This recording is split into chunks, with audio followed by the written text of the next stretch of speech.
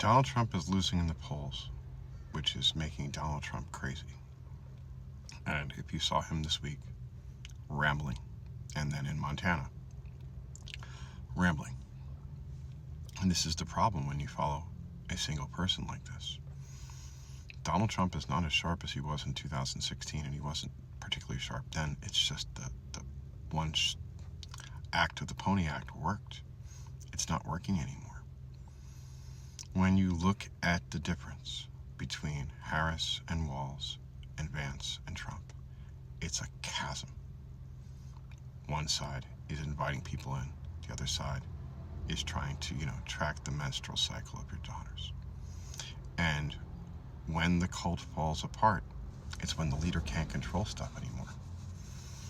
And you know that Republicans that aren't insane are looking at this going, what are you doing?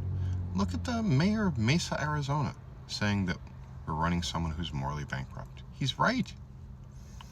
This is a man who's going to be sentenced on September 18th.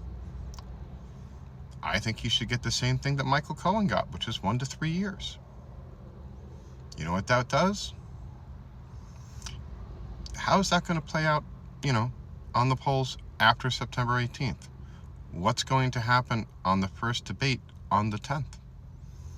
He talks all this stuff about Harris not being willing to do a press conference. She's an attorney who's been in court. If you don't think she can speak publicly, you're not paying attention. That's their job. And you don't get elected. And she went up the hierarchy.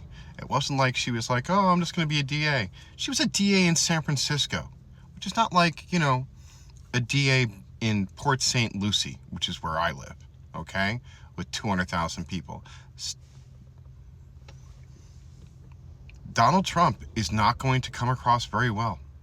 And the continued tax on her for being black, how's that playing out? Aside from the people like Nick Fuentes, how's that playing out with independents? And as we watch, his poll numbers are going to continue to plummet, and the GOP along with it. Like in my state, right now, marijuana is polling at 73 and abortion is polling at 76. And that means people are going to show up to vote, and more than likely they're going to vote blue, which is one of the reasons why people are talking about Florida going blue. I would like to see Harris down here, Central Florida, go to Orlando, go to where the villages are and hold a fucking rally.